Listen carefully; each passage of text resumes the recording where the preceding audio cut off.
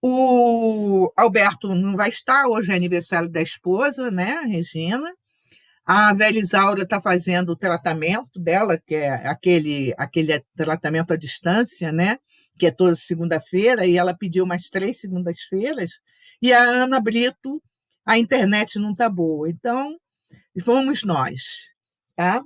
Vamos nós que vamos fazer esse estudo. E eu trouxe um texto que eu encontrei no Instruções Psicofônicas, que vai ser muito interessante, porque logo no começo, primeiro vamos lá, aula de preparação espiritual, certo? Isso aí, tá? Logo no começo desse texto, né, ele vai falar aqui, o irmão Jacó, né? Ele vai falar que é o seguinte: daí a minutos penetrávamos respeitável instituição onde cooperaríamos na transformação de entidades perigosas pela avançada cultura desviada para o mal. E aí, vou ler esse pedacinho agora, porque todo o trabalho, né, que o Cirne, Leopoldo Cirne faz, é trabalhar esses espíritos que foram para o caminho do mal, não sei o quê, para reencarnarem. É interessante isso. E aqui tem uma instrução psicofônica muito, mas muito interessante e ao mesmo tempo muito assim triste, né?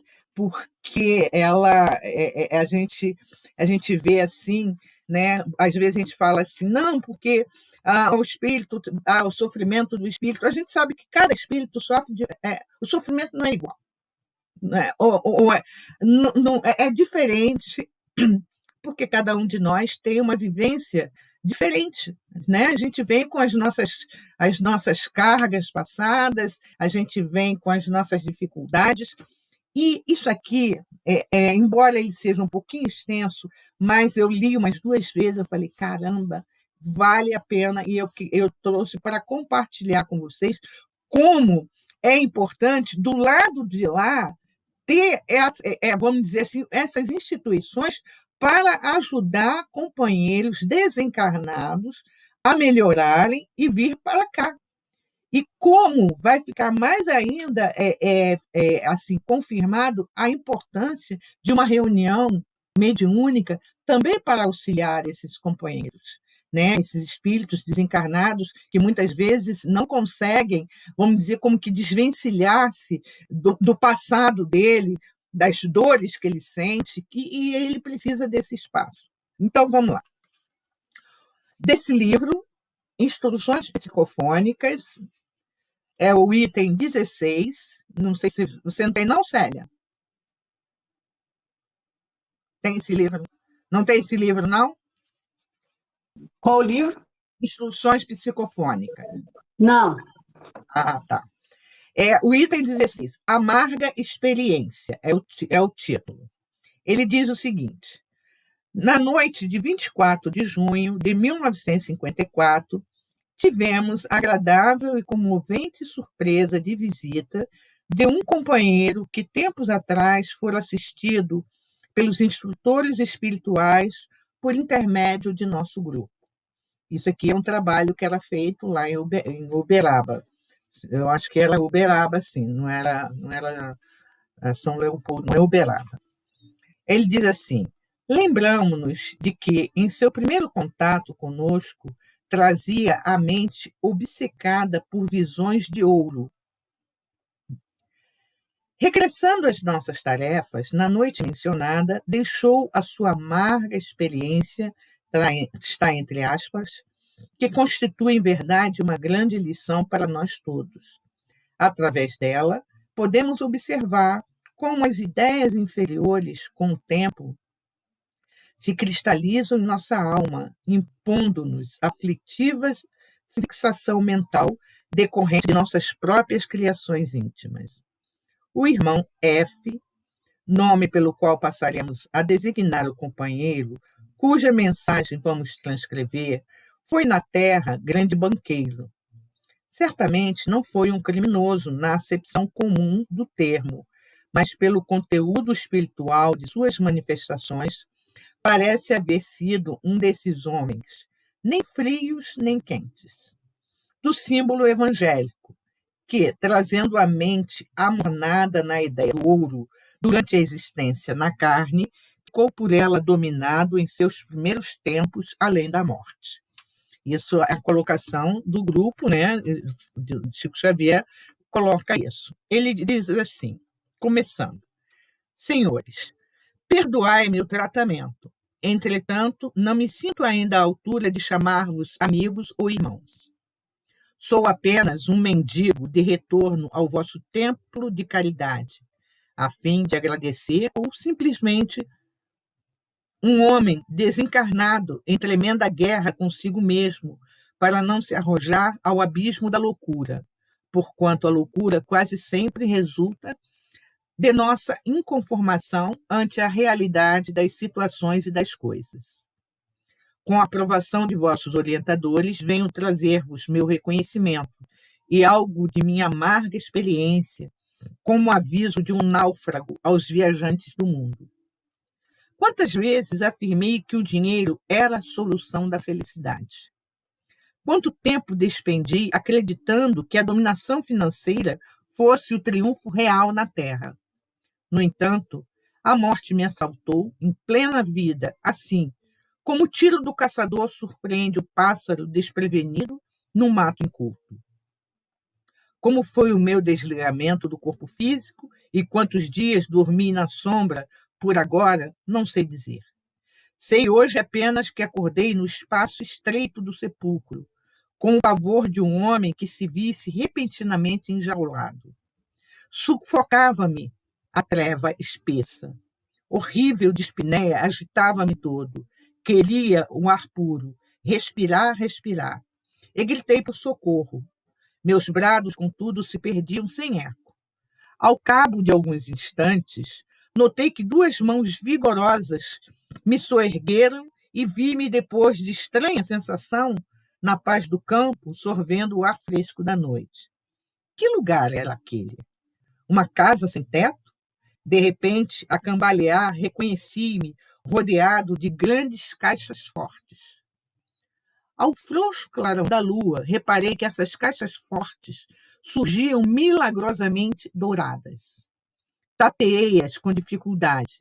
Percebi palavras em alto relevo e verifiquei que eram túmulos. Espavorido, transpus apressado as grades daquela inesperada prisão. Vi-me semilouco na via pública. Devia ser noite alta. Na rua, quase ninguém. Um bonde retardado apareceu. Achava-me doente, inquieto e exausto. Mas ainda encontrei forças para clamar: condutor, condutor. O homem, porém, não me ouviu. Caminhei mais depressa, tomei o veículo em movimento e consegui a situação do pingente anônimo. Todavia, com espanto, observei que o bonde era todo talhado em ouro. As pessoas que o lotavam vestiam-se de ouro puro. O motorneiro envergava um uniforme metálico. Intrigado, sentia medo de mim mesmo. E, para distrair-me, tentei estabelecer uma conversa com vizinhos. Os circunstantes, porém, pareciam surdos. Ninguém me ouvia. Vencendo o embaraço indefinível, alcancei minha residência. As portas, no entanto, jaziam cerradas. Esmurrei, chamei, supliquei, mas tudo era silêncio e quietação. E quando fitei o frontispício do prédio, o ouro me cercava por todos os lados.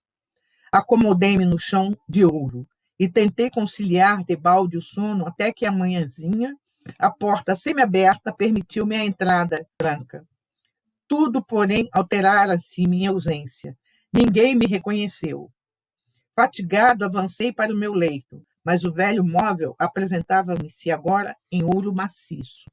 Senti sede e procurei a água simples. Entretanto, o líquido que jorrava era ouro, ouro puro. Faminto, busquei nosso depósito de pão. O pão, todavia, transformara-se.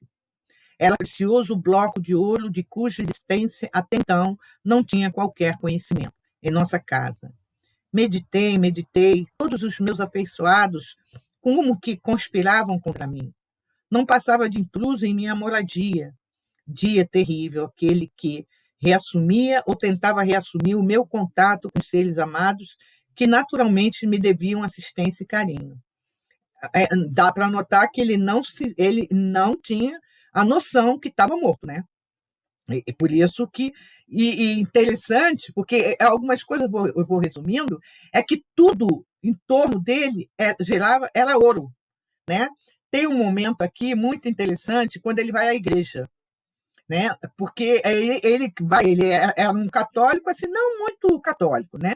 Aí ele vai na igreja, né? Aí ele diz assim: iniciei dolorido exame de consciência. Seria eu católico? Em verdade, se eu me houvesse consagrado à religião, não teria outra escola de fé.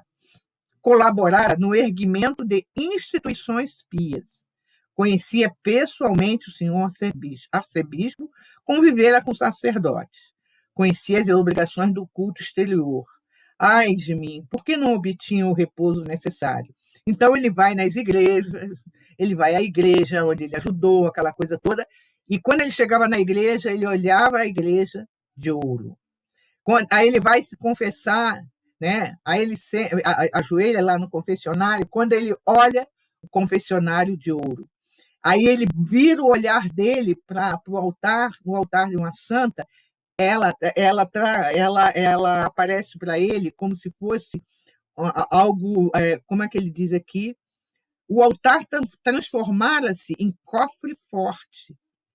Intentei consolar-me com a visão do missal, mas o livro do culto, de repente, surgiu metamorfoseado num velho livro de minha propriedade em que eu lançava às ocultas as minhas notas de rendimento real. Olha só a situação desse espírito, tá? Aí ele diz aqui, a missa começara, aí tive a esperança que o momento reservado à comunhão eucarística seria aquela da visitação do Santíssimo Sacramento, né, que o purificaria. E aí, quando ele olha para o sacerdote, então o cálice sagrado, ele notou que as hóstias eram moedas tilintantes. Tudo que ele olhava era ouro. Tudo. Ouro, moedas, e ele começa a ficar horrorizado, começa a ficar desesperado, né? Apavorado, aí ele vai para a rua, e ele com sede, quer beber água e não conseguia, e aí ele sabia que tinha um lugar onde havia uma caixa d'água familiar, né? E ele corre para esse bairro, Santo Antônio, que é lá pro lado, no interior de Minas Gerais mesmo, né? E aí, quando ele vê que a água corria em jorros, aí ele achou que ele podia beber, né? Mas quando ele vai beber a água, o líquido transforma-se em ouro, né? Tudo vai em ouro. Aí vai, e aí, porque como é longo, eu vou diminuir um pouquinho. Ele se lembra de um amigo que era espírita. Então ele fala assim: lembrei então de velho amigo Cícero Pereira. Cícero era espírita, e por esse motivo tornou-se para mim alguém que eu supunha, em minha triste cegueira, haver deixado na retaguarda da loucura. Bastou a recordação para que a voz dele se me fizesse ouvida. Acudiu-me ao chamado, amparou-me, conversou comigo. Depois de algumas horas de esclarecimento, que eu não pude aquilatar com segurança, trouxe-me para junto de vós do grupo. E aí vai, né? E aí ele fica com uma missão, um trabalho para, junto aquelas pessoas que tinham muito bens, que estava encarnado, de induzir aquelas pessoas, intuir aquelas pessoas a praticarem o bem, para que ele até se libertasse daquele processo que ele estava, de tudo que ele olhar era ouro, era livro caixa, era dinheiro, aquela coisa toda. E aí tem um deles que ele se aproxima, ele diz assim, aí ele fala, somente agora, nesta semana, atingi um grande resultado. Aproximei-me com êxito de um homem que guardava algumas economias. E pude abeirar-me dele e dar-lhe um pensamento, oferecer um cobertor a uma viúva pobre. O homem acatou a sugestão, comprou o cobertor e, em minha companhia, ele mesmo entregou essa esmola de agasalho a quem tinha frio. Então, pela primeira vez depois da morte, uma nova alegria brotou em minha alma. Tenho hoje a ventura de crer que as visões do ouro terrestre ficaram para trás. Doravante espalharei de coração erguido a Jesus o ouro do trabalho, o ouro do pão, o ouro da água, o ouro da prece. O Senhor, que esses fios de algodão dados de boa vontade me envolvam também agora. Sejam eles o primeiro sinal de minha definitiva renovação à luz da prece, de reconhecimento que venho feliz partilhar convosco. Senhores, muito obrigado, que Deus vos recompense. Olha que situação dele. Agora imaginemos se não tem, como está aqui no livro Voltei, esses institutos para ajudarem essas pessoas também se, vamos dizer assim, como que se desligarem disso, e o grupo, o trabalho, a reunião mediúnica também para esse auxílio. Aí a gente para e pensa, né? Como não ter reunião mediúnica na casa espírita? Como é que esse espírito seria ajudado se não tivesse, né? Não tivesse um trabalho desse tipo? E é aqui o que o irmão Jacó, voltando ao livro, ele diz: conduzido por Guilhom à extensa sala, com surpresa forte, aí encontrei Leopoldo Cirne, rodeado de dezenas de entidades menos evolutivas, a lhe escutarem a palavra atenciosa. Se do lado de lá tem essas reuniões, a gente para e pensa, por que não tem que ter do lado de cá? Né? Olha só a lição que vai nos trazer. Era uma aula perfeita, na qual o velho amigo preparava futuros companheiros para a contribuição espiritual de ordem elevada. Notei-lhe a preocupação de sintetizar para ganhar tempo. Dos tópicos registrados por mim, assinalei por mais expressivo o ensinamento da cooperação e como essa questão da cooperação é importante, né? E ele diz, ainda depois da morte, enunciava ele, a fraternidade é o caminho da salvação. E muitos ainda pensam que o caminho da salvação é da religião tal, é ser, sei lá, né? Não fazer o trabalho na caridade, porque é fora da caridade que não há salvação, né? Ter templos imensos. Eu, há poucos dias, estava lendo um artigo de ele é um evangélico, né? E ele falando sobre a suntuosidade de alguns pastores de fazer aqueles templos suntuosos, né? São aqueles fariseus mesmo, né?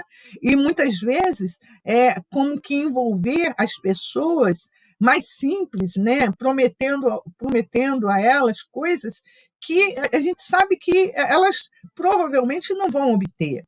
Eu me lembro uma vez, passando por um desses canais, eu vi não sei qual foi o canal, o pastor entrando num carro importado dentro da igreja, e o pastor falando, olha, toquem no carro, porque vocês também vão conseguir. Olha só, toquem no carro. Gente, quer dizer, então aí a pessoa ela vai, e muitas vezes, ela passa anos fazendo isso, né? Achando que essa é a palavra mesmo, que essa é a orientação mesmo, é tocar no carro, fazer isso, fazer aquilo, né? Algumas coisas muito a nível material que elas vão conseguir, né? Quer dizer, muitas vezes não trabalha não para ver, né? E muitos Oi?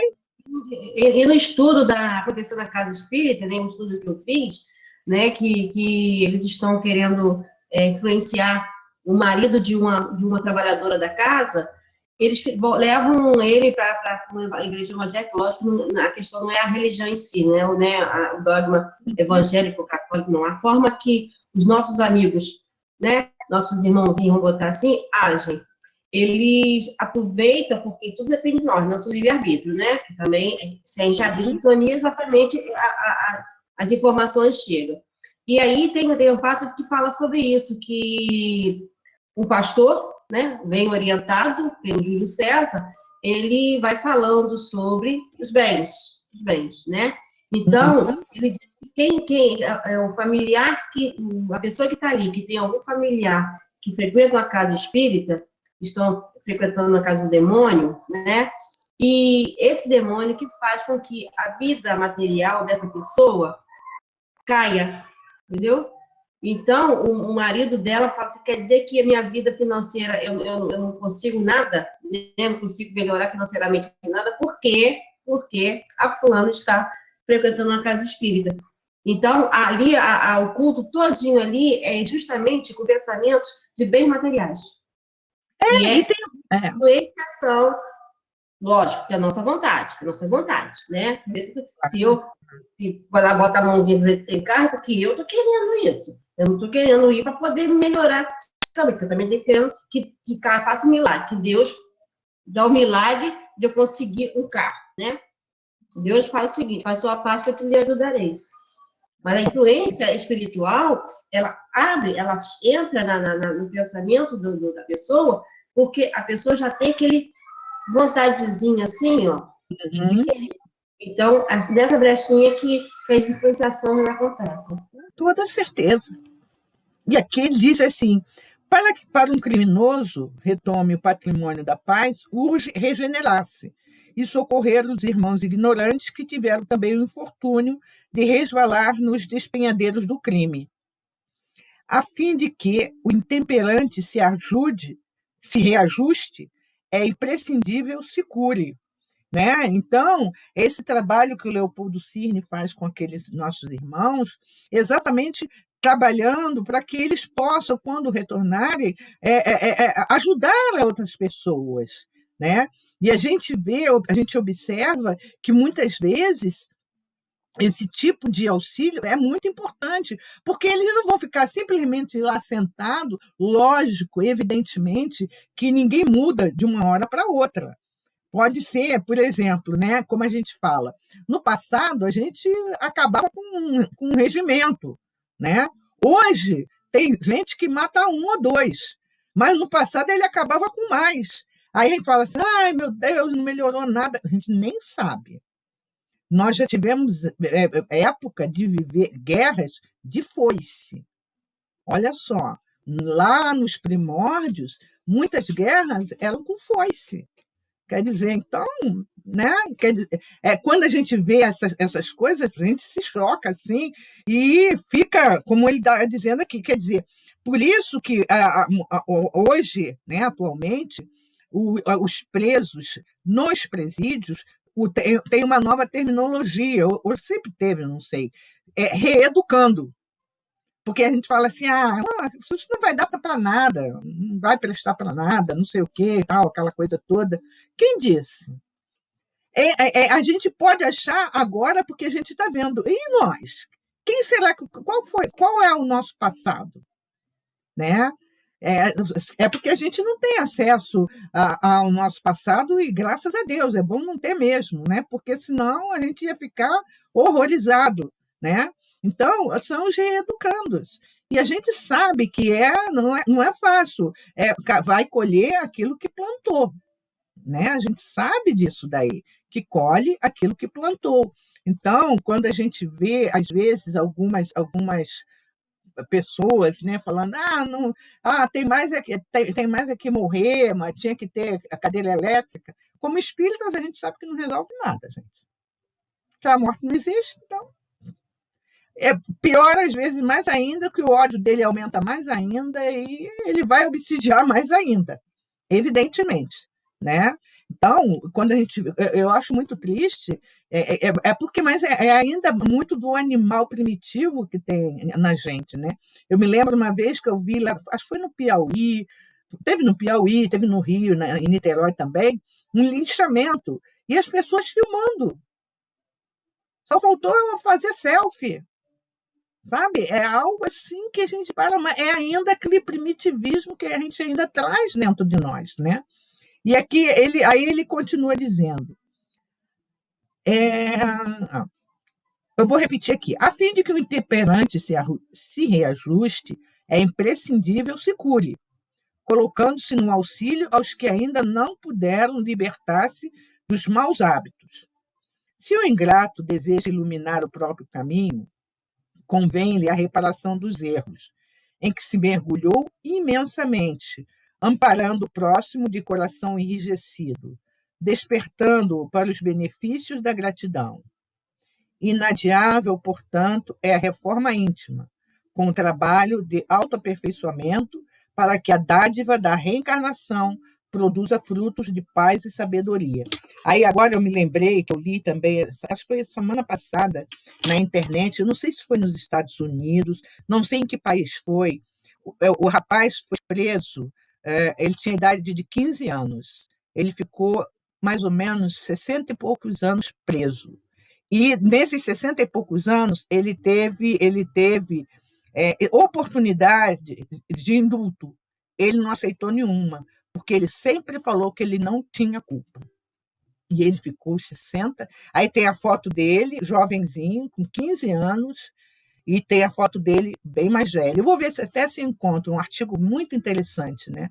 Pois ele não... Provavelmente a dívida dele não é dessa vida, é de outra, né? Né? Quer dizer, ele não aceitou sair, porque nos indultos é o quê? Você está assumindo aquela... Né? Estou assumindo. Ele não saiu. Pois ele ficou... Porque é o que diz, não tem injustiça, mas não tem injustiçados. É verdade. Provavelmente ele estava pagando por um erro passado. Que nem o Mandela, né? É. Que nem o próprio Mandela. Era terrível.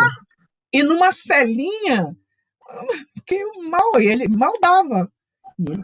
Mas mesmo nessa vida, ele foi uma pessoa bem cruel. Quem não conhece a história dele é que acha que ele é um ídolo. De ídolo ele não tem nada. Teve lá, eu não conheço a história dele, realmente eu não conheço. Mas aí a gente vê tantos outros que às vezes passam. Por exemplo, eu me lembro que foi o ano passado, o ano retrasado, a história de um rapaz que foi preso. E o pai foi para frente da cadeia com a família, ele ficou quase 15 dias preso, e o pai falando que o filho era inocente, e era inocente. A polícia achou que era, porque viu na câmera ele passando de chinelo e de bermuda. Mas qual era a cor dele? Né? Então, achou que era. E graças a Deus que ele foi muito bem tratado, até no meio dos presos que ele conversou, tal, porque ele não tinha sido.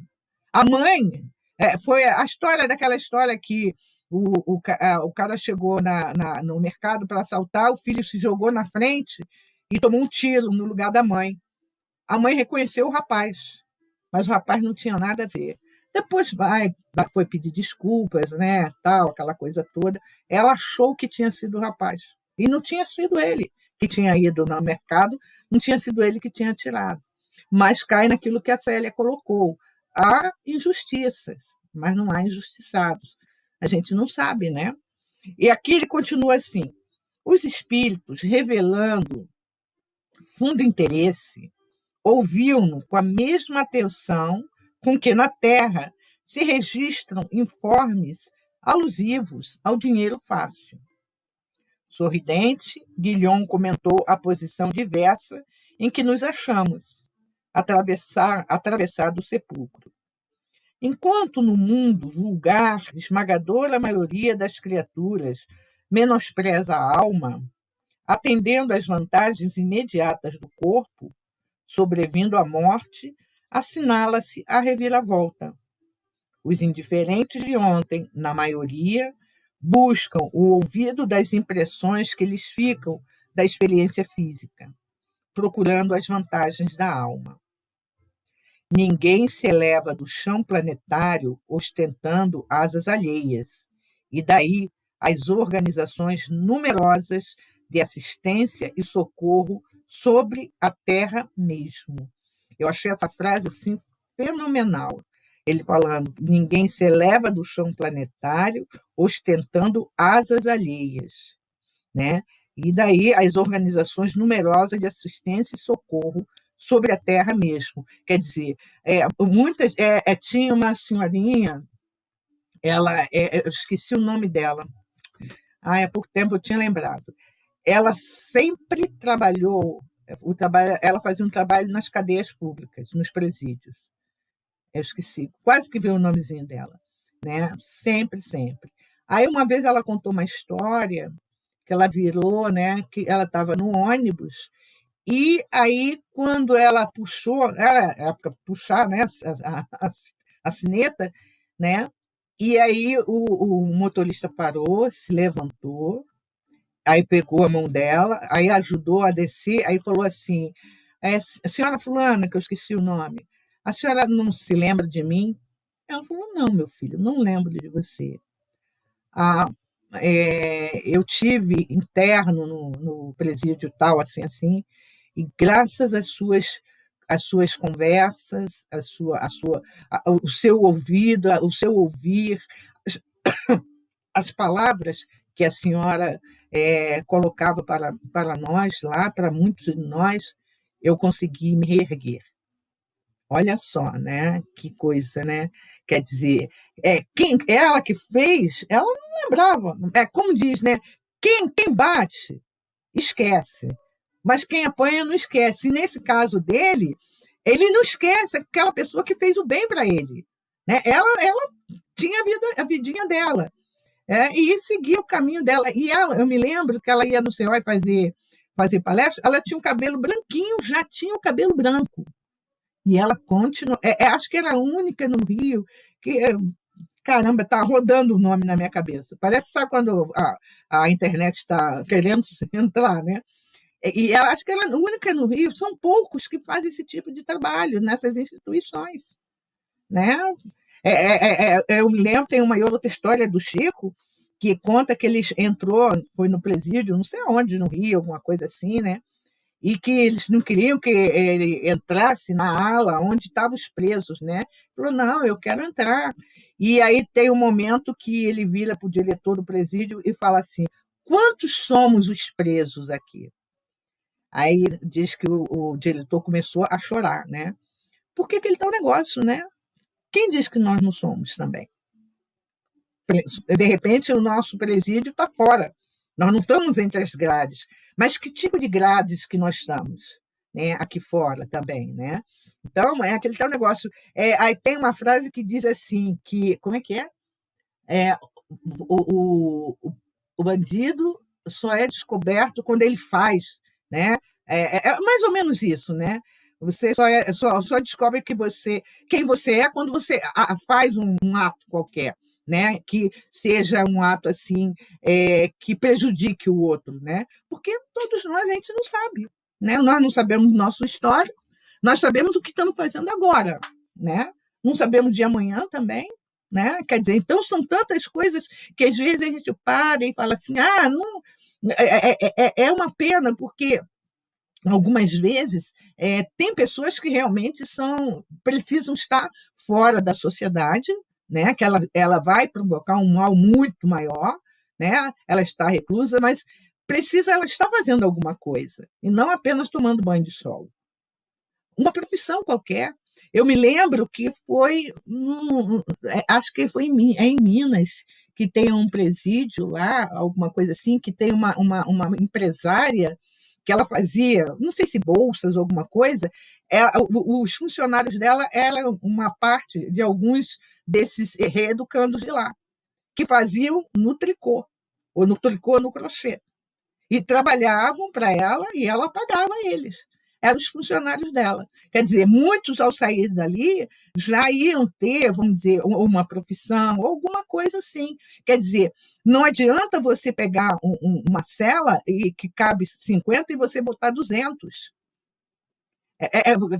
Se não humanizar, aí é muito fácil falar bandido bom é bandido morto.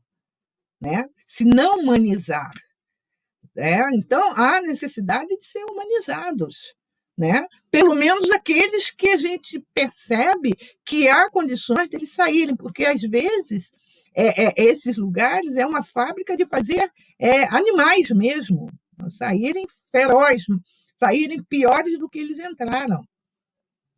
Eu sempre me lembro da história do acho que é Cássio, se eu não me engano, aquele do 147 do ônibus, né? Ele era um menino de rua. Ele foi um dos sobreviventes da chacina da Candelária. Até ele chegar à idade que ele chegou, o que foi feito da vida dele? Nada. Quem ajudou? Ninguém. Ele continuou na mesma situação, né? E aí mataram. Ah, mas é bandido. E aí a gente vai vendo que não é só esse que não tem, vamos dizer, que às vezes, se a gente para e vai observar a família, a base dele, não teve nenhuma. Eu fico tentando imaginar, como eu vi uma história muito bacana, os Lobinhos. Lobinhos era da orquestra Vila Lobos, não? Vila Lobinhos. Então, a história de cada um daqueles meninos que estavam na orquestra, só teve um que não teve jeito. Mas ele não tinha ninguém na vida. O pai estava preso, a mãe tinha morrido, a avó morreu, ele tinha 5 anos, ele se virava sozinho na favela. E comia resto na rua, dormia na casa de um, de outro, de um, de outro. Foi crescendo assim e teve essa oportunidade na orquestra, mas o tráfico falou mais alto e a droga falou mais alta. E ele se perdeu e foi assassinado. Vocês lembram de uma menina de 12 anos? Não sei se vocês lembram, há muitos anos, ela chefiava um morro. Ela tinha 12 anos. E ela era terrível. Quer dizer, então, esse trabalho que ele está fazendo, principalmente com esses espíritos, né, como preparando para que reencarnem, né, e também como a nos dizer, né, da importância da gente também trabalhar com esses irmãos. Né? Mas quem realmente vai e fala assim, eu vou dar um emprego para um reeducando desse? É muito raro. É muito raro. É algo assim que a gente sabe que o homem ainda não está preparado para isso. Né? Então, aí a gente vê. Terminada a aula, veio ter conosco prestativo e amável. Então, disse-lhe satisfeito, orientando nossos irmãos para o céu. No caso, Jacó fala para o Leopoldo Cirne. Fitou em mim aqueles mesmos olhos cintilantes que lhe conhecíamos no outro tempo e respondeu, não, Jacó, não é bem isto. Se na esfera carnal trabalhamos na condução do próximo para que aprenda a bem morrer, cooperamos agora a fim de que saiba renascer com proveito. Eu achei essa resposta que ele dá, né, maravilhosa, né, a Jacó, não como, né, mas para a gente refletir mesmo nisso, né? Quer dizer, se aqui na esfera carnal se é trabalhando, se somos trabalhados, né, para a gente aprender a bem morrer, né? De outra forma, do lado de lá, eles trabalham para que nós aprendamos a renascer com proveito, aproveitarmos as oportunidades que nos são dadas. Né? E realmente a gente vê isso. Né? Muitas vezes, por exemplo, tem pessoas, como eu estava falando, né, nesse caso desse menino lá da orquestra, ele não teve, quer dizer, o outro lado falou mais alto. Mas tem um jovem acho que da Maré, ele toca na Filarmônica acho que de Nova York. Gente, ele saiu da Maré, saiu em condição bem precária mesmo. Quer dizer, são situações que muitas vezes não é porque a pessoa mora numa comunidade que toda aquela comunidade é toda de bandido. Não, não é. Eu, particularmente, acho assim, por exemplo, né? É a minha opinião, tá? Mas eu acho que aquele que teve um dia um certo poder, por exemplo, os milicianos, né? Eu acho muito complicado. Eu acho que o miliciano é muito assim, muito mais responsável do que um bandido que não teve como, sabe? Não deu, eu vou ser assim, você. Já esses que teve, ou foi da polícia e foi expulso, ou fez isso, ou fez aquilo, já é diferente. Né? É como tá aqui, você já teve na lei. Agora a lei não serve mais, a lei é para o outro, eu sou a lei, né? Então, a gente observa que muitas vezes aí cai no que a Célia falou mais uma vez, e é verdade, há muitas injustiças, muitas, muitas, só não há injustiçados, né? E eu fico, às vezes, pensando exatamente nisso, né? O que leva, às vezes, uma pessoa que conhece a lei, que está na lei, que serve a lei, a debandar-se para o outro lado?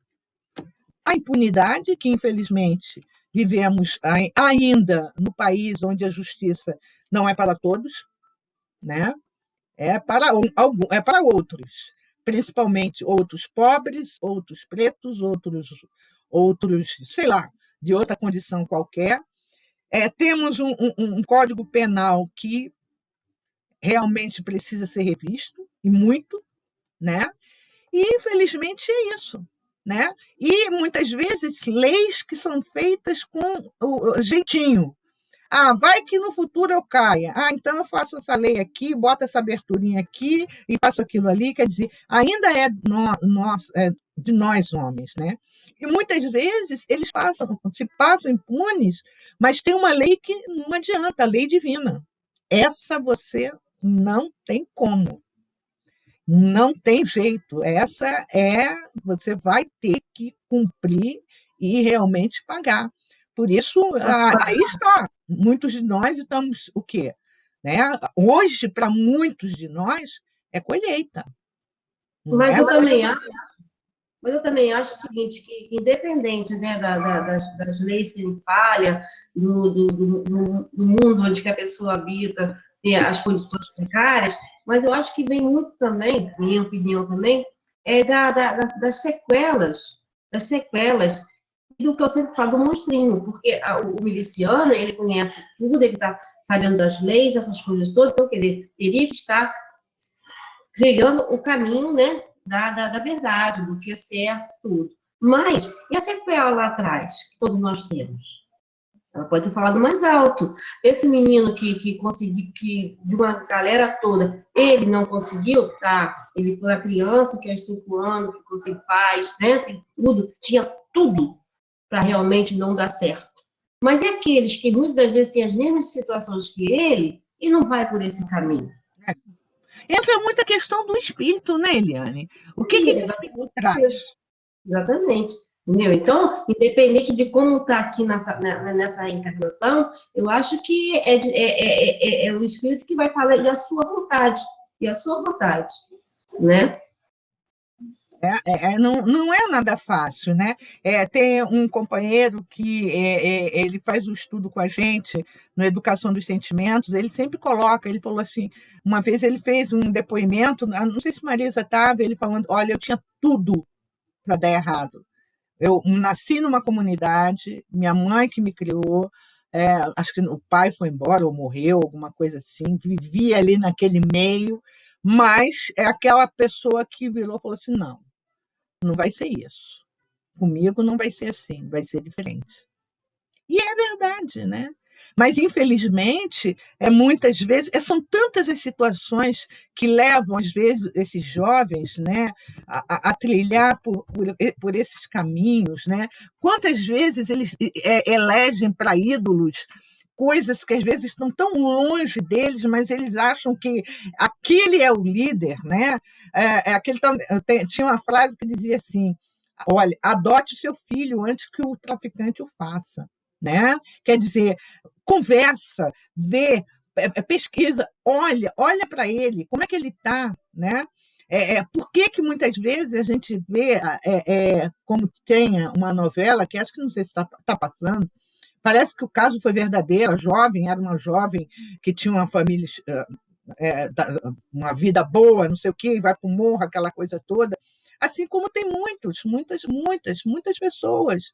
E aí a gente vai buscando assim, ai meu Deus, será que foi falta de educação? Foi falta disso, falta daquilo? Eu acho que é uma falta de muita coisa.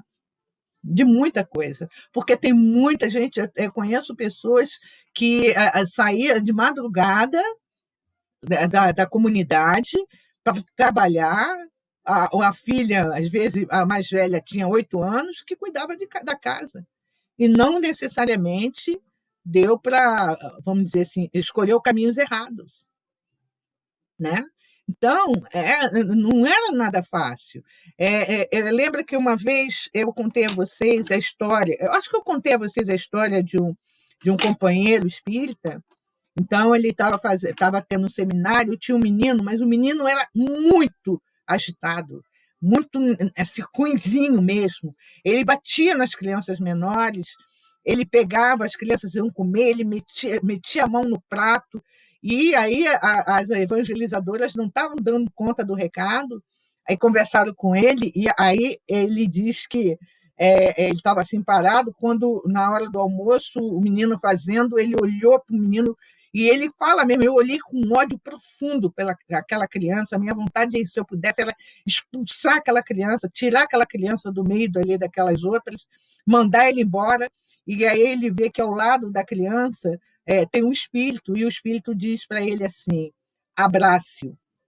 E aí ele ficou assim, sabe, desesperado, porque o que ele sentia era ódio da criança, naquele momento. E o espírito fala para ele, não, segure, coloque ele no colo. E aí ele vai, pega a criança, né? E a criança começa a se esbarrar, bater. E ele também começa a tremer, assim, a vontade dele era apertar muito aquela criança, tipo, se pudesse até matar, né? Aí o espírito novamente chega para ele e fala assim, agora abrace-o. Aí, quando ele vai, pega a criança e ele começa a espernear, e ele começa a abraçar, ele sente que ele está abraçando, não apertando. A criança, o menino devia ter uns 8 anos, deita a cabeça assim no ombro dele e chora copiosamente. Quando ele conta, tem uma palestra dele, ele conta isso. Nossa, eu chorei pra caramba, gente. Que aí ele fala que ele começou a chorar também. E aí ele abraçou, e o menino abraçou ele. E o menino falou para ele que nunca ele tinha recebido um abraço. Aí o menino conta que a mãe ela é prostituta e que às vezes dormia no barraco e ela levava os homens, às vezes ele tinha que ficar dormindo lá de fora da porta, a porta do barraco, ou às vezes ela empurrava ele para um canto e fazia as coisas dela com ele ali mesmo. E ele vivia naquilo. Então, quer dizer, como que essa criança ia ser uma criança, né? E graças a Deus, e aí depois ele fala que ele continuou na evangelização e que ele foi melhorando muito, muito mesmo, e tornou-se uma criança muito amada pelos evangelizadores. Quer dizer, foram buscar e conhecer a história dele. Olha se na hora ele realmente expulsa a criança do ambiente, né? Que é a primeiro momento é você pegar a criança, pode sair aqui, some, né?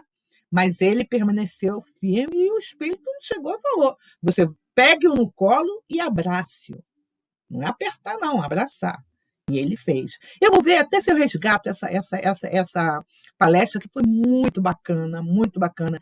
Ele falando, se eu não me engano, ele é da CERJ, da parte de informática. Nunca esqueci essa palestra, eu vou ver se eu resgato. Então, para a gente terminar aqui, nos serviços de doutrinação, ele diz assim, não tive tempo para refletir-lhe a resposta sábia. Schutel veio buscar-nos para o serviço de evangelização. Os trabalhos de socorro aos desencarnados endurecidos estavam iniciados com a prece do orientador da reunião. Naturalmente, poderiam ser instruídos em nossa esfera de luta, afirmou Guilhom, compreensivo. Entretanto, os benefícios decorrentes da colaboração atingiriam particularmente os amigos encarnados, não somente lhes aumentando o conhecimento e a experiência, mas também lhes suprimindo lastimáveis impulsos para o mal. Que os infortunados ali diante de nós eram perseguidores sombrios, não parecia dúvida.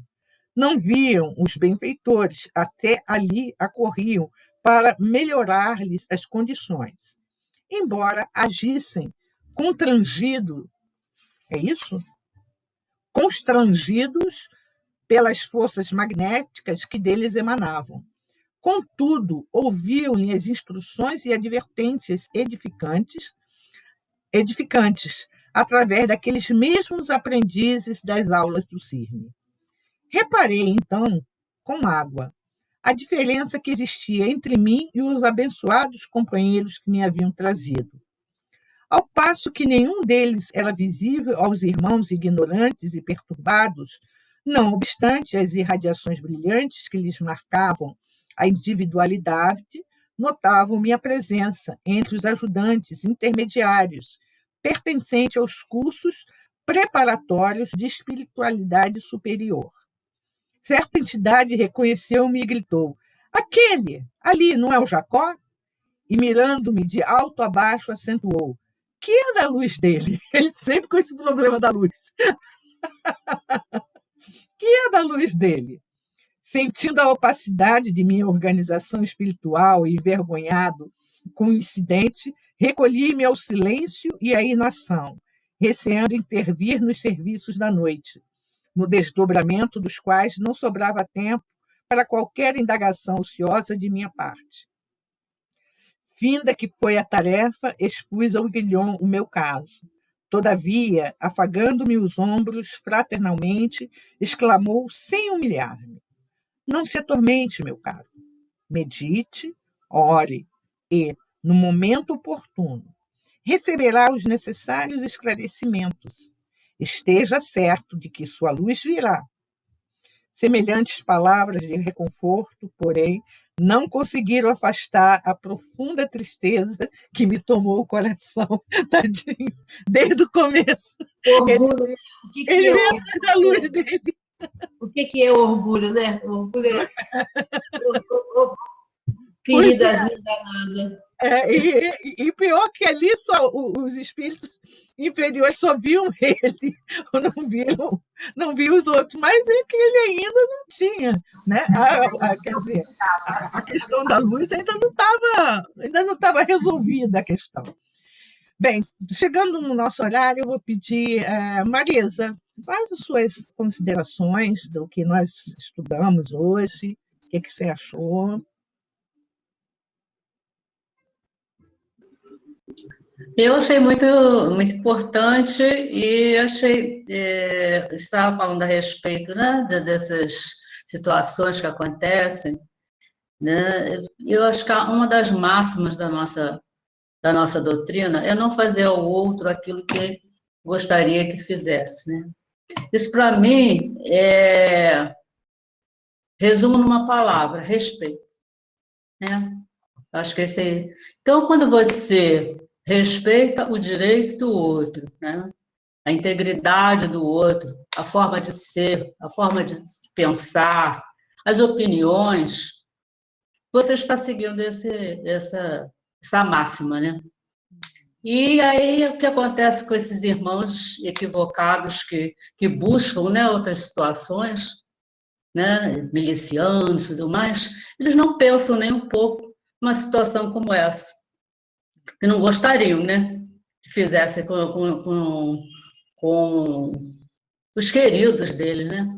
E, no entanto, não perdem, como a gente fala muito dos políticos e tudo mais, que nada fazem para melhorar a situação, esquece que os filhos dele vão viver nesse mundo que eles estão deixando aí. É verdade, né? Então, eu acho que é isso. E tem até na Globo, tinha uma época que passava um negócio falando de respeito. Eu acho que isso tinha que ser incutido realmente na mente das pessoas, porque quando você tem dentro de você essa condição, né, de respeitar, você respeita tudo, a lei, então, respeita tudo, você aceita tudo, né? Eu acho que é bem por aí. É dos 10 mandamentos, né? Não matarás, ponto. Não roubarás, ponto. Não honrarás pai, mas ponto. E é isso. Tudo é você respeitar o outro, só. Às vezes a gente fala assim, mas eu só estou pegando esse negocinho aqui, não vai fazer falta, ele é tão rico, mas é que tá um negócio, né? Às vezes eu pego um negocinho aqui, eu pego um negocinho ali, e por isso que eu falo que às vezes a lei não ajuda, muitas vezes uma pessoa que roubou uma lata de leite, ela errou, não vamos falar que ela errou, mas às vezes ela fica presa tempos para um julgamento às vezes até esquecem. Quer dizer, né? É muita coisa assim que precisa ser transformada, ser melhorada. A gente ter olhos para essas pessoas com olhos de amor, né? O que ela fez aqui? Eu assisti uma vez na Praça Santos Penha, uma situação também que eu não esqueço. Você via que eram dois meninos, eles vinham falando e eu estava indo atrás deles. E aí ele falando para mim, outro, e aí eu disse, não, você vai fazer isso? Eu vou mesmo. Não mataram a minha mãe? Por que eu não posso matar a mãe dele? Caramba. Olha, o garoto devia ter uns 10 anos, se muito. Os dois, mais ou menos dessa idade. Você vê para jeito descalços, ali logo na saída do Morro de Salgueiro, né? Aquele pedaço ali na Roca, aquele pedaço assim. Mas ele se conserva, mato sim. Mataram a minha mãe, por que eu não posso matar a mãe dele?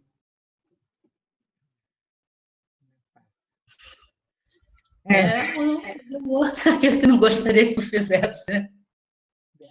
É difícil isso.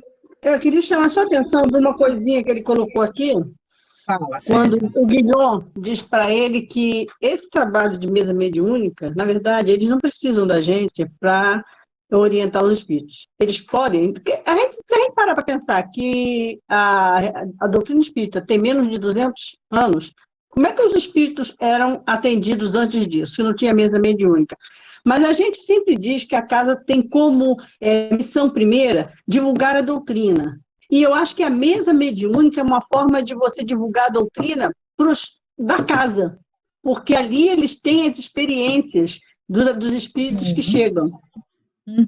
E é nisso que as pessoas não pensam. Porque às vezes o palestrante fala bonito, mas não alcança, não atinge a pessoa. E até o próprio palestrante fala bonito e não faz o que diz. Célia, mas você ali participar de uma experiência... assim, não faz isso, porque olha o inferno que eu estou vivendo. Pois entende? Né? Acho Olha que é uma experiência que não tem comparação. É muito melhor, muito maior, muito mais rica do que uma palestra linda, maravilhosa. Com certeza. Então, acho que é uma forma de divulgar a doutrina. Com certeza, é lógico. Né? Não é questão de querer ver o fenômeno, ouvir o espírito. Isso é besteira. Você também é espírito. E a gente escuta e a gente vê, né, ouve ali, muitas vezes, né, Marisa?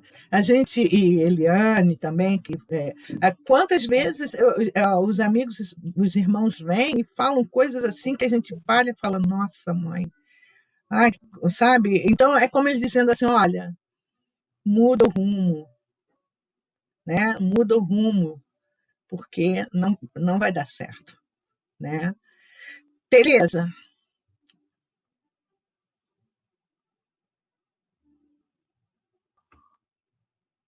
Oi, gente, boa noite. Entrei um pouquinho depois, mas não conseguia entrar no Team Link hoje nem por reza. Levei uns 5 a 10 minutos tentando abrir, e o danado não ia. Fala. Fala, tu. O que você...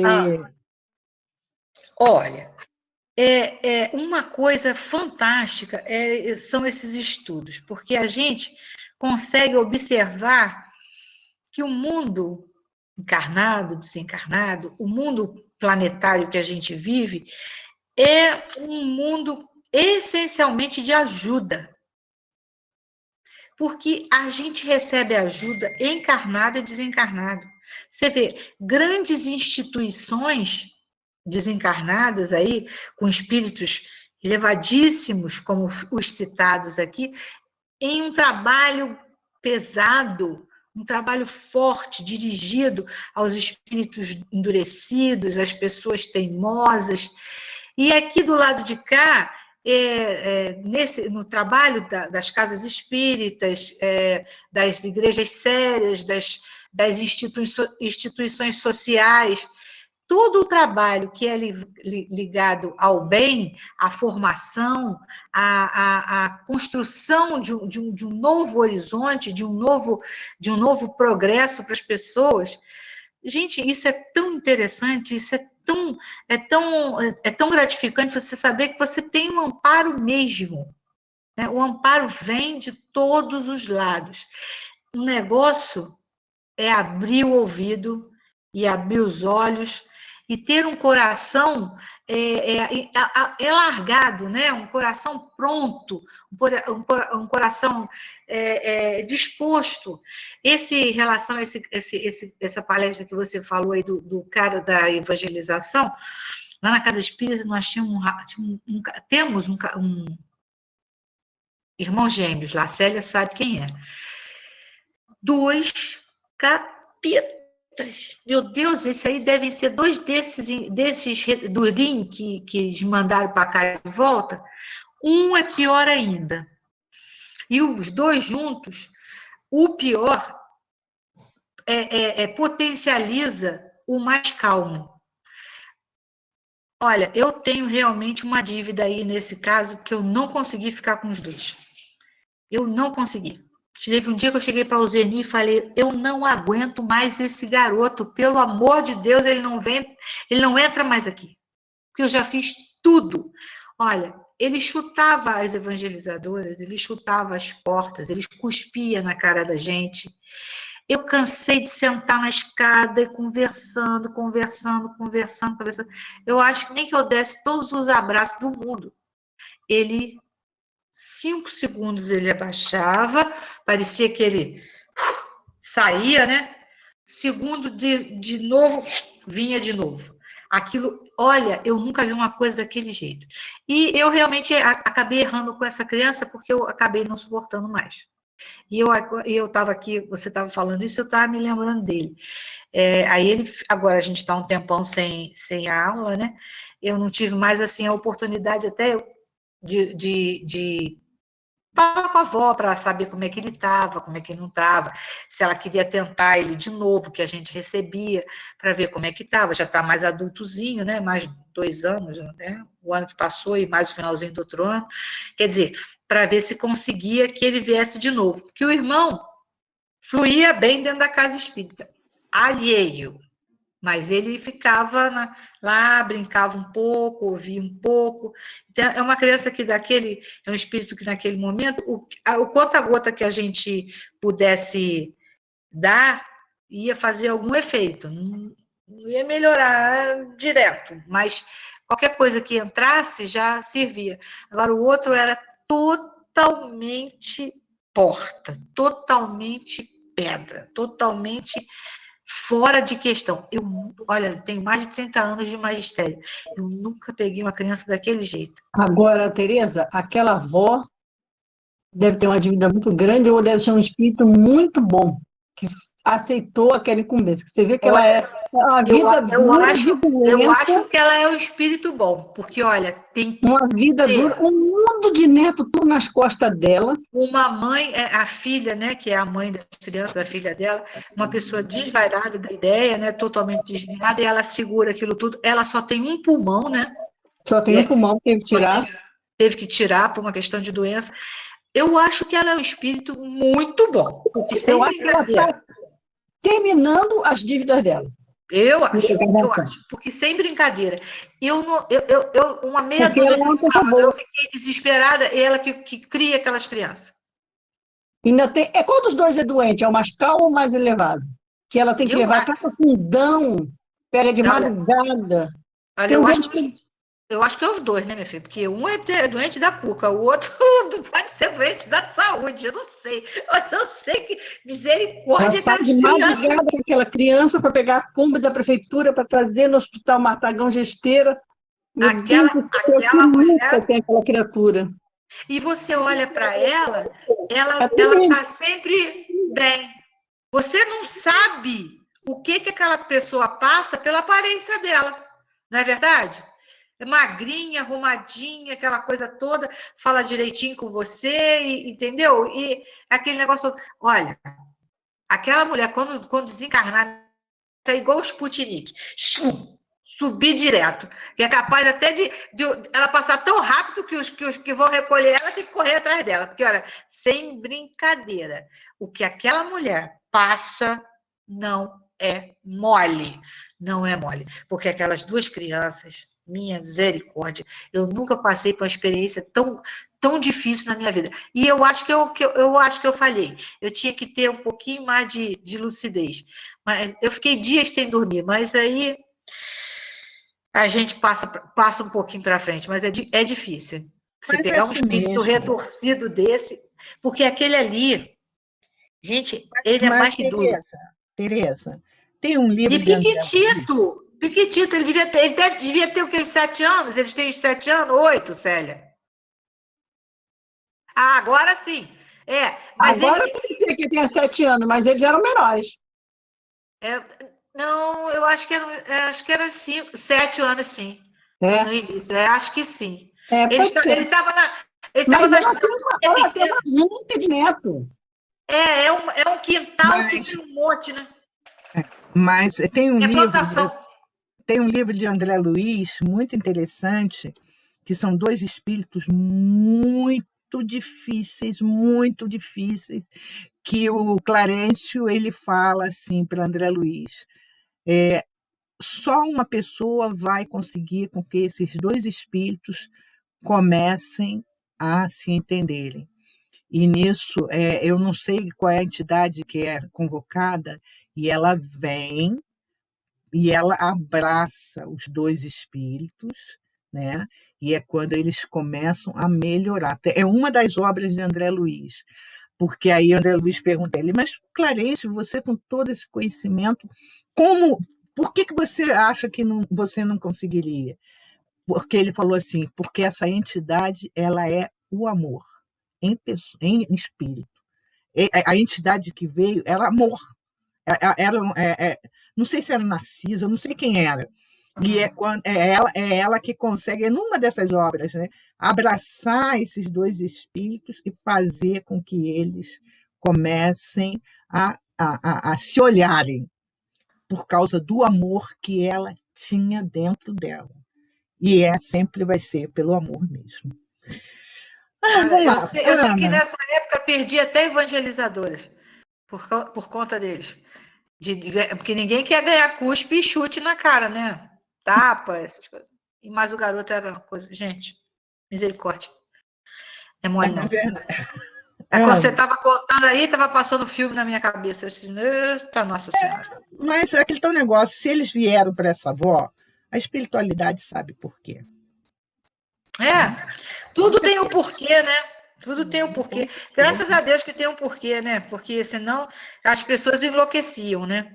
Se a gente não tivesse um conhecimento de muito que precário dos porquês, a gente não conseguia, não. Ia ficar todo mundo piradinho da ideia, tudo louquinho aí, batendo igual um zumbi, um com o outro aí na rua. Porque é difícil. Muito difícil. Werneck. Rosângela, praticamente tudo já foi falado.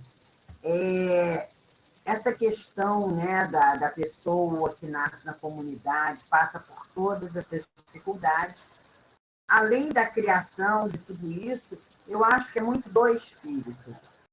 Porque, veja bem, eu me lembro que até muito pouco tempo, as meninas de classe média alta, o ídolo deles é o traficante. Que tiveram toda a educação, tiveram todo o suporte familiar, tem família, tem tudo, e elas vão. Tem até um rapaz aqui que frequentou uma época, anos atrás, quando eu frequentei o Aristides Silva, que ele tinha uma irmã de criação, foi criada junto com ele, e ele falou para mim, ela foi lá para a comunidade, foi viver lá com o traficante, não teve jeito. Quer dizer, né, é muito do espírito isso. Né? Com relação ao que a Célia falou das reuniões mediúnicas, realmente, eles não precisam exatamente de nós, tá? Eles dão conta. A reunião mediúnica, além disso tudo, é para o médium, é para a evolução do médium, é para ajudar a nossa evolução, né? Seja o médium esclarecedor, enfim, é uma maneira de você tomar conhecimento de situações que a gente muitas vezes não tem conhecimento, porque é o pós-morte, né? Então, não tem conhecimento de como aquele espírito ficou, como é que foi, como é que ele está sentindo. Você não tem ideia de que um espírito que morreu há 500 anos atrás ainda está lá preso na linha do trem. Quer dizer, são coisas que não passam pela cabeça da gente, a gente só vai tomar conhecimento numa reunião mediúnica. Então, é muito útil para o médium e para aquele grupo todo. É um grande aprendizado. É verdade. É verdade. Eliane? Já fecharam o caixão. A Ana fechou caixões, é tudo isso mesmo. Não tem muito mais nada para dizer, não. Mas, como sempre, foi excelente. Tá certo. Então, vamos. Eu vou pedir. Célia, faz a nossa prece de agradecimento, então, né?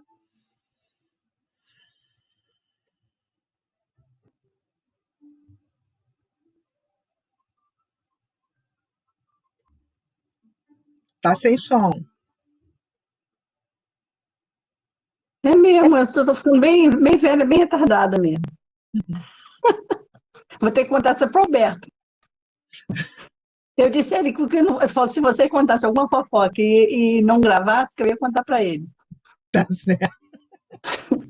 Mas vamos lá, mais como diz nosso amigo Assis, vamos elevar nosso pensamento e agradecer o Pai, que é o Senhor das nossas vidas, agradecer por mais uma vez estarmos aqui no plano físico, a oportunidade de ter o conhecimento dessa doutrina espírita, que para nós é uma bênção, é uma bênção, porque nos prepara melhor para o futuro e nos também faz com que vivamos um presente sem grandes apreensões, pois sabemos que a vida não termina no túmulo, né?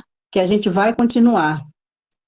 E que a gente possa vencer todos esses desafios que no momento se apresentam junto a nós. Mas nós também rogamos a Ele que olhe por esses que estão voltando às vezes na ignorância, voltando na surpresa, sem entenderem o que está acontecendo, que eles possam, à medida do conhecimento deles, serem ajudados. Que a gente sabe que não depende só de você querer ajudar, depende daquilo que a pessoa aceita de ajuda. Pedir por aqueles que estão nos hospitais ou nas suas casas, né, presos ao leito, seja com Covid ou sem Covid, mas estão lutando pela vida no plano físico, para que eles também possam ser auxiliados. E que Ele olhe por todos nós que estamos passando por esse momento tão difícil, tão intranquilo, que a gente possa ter a nossa fé cada vez mais fortalecida e na esperança em dias melhores. E por esse estudo que a gente faz, que a gente nunca desista de continuar aprendendo e estudando. Que Ele nos envolva com a sua paz, com o seu amor, para que consigamos vencer as nossas deficiências. Graças a Deus. Só um momentinho.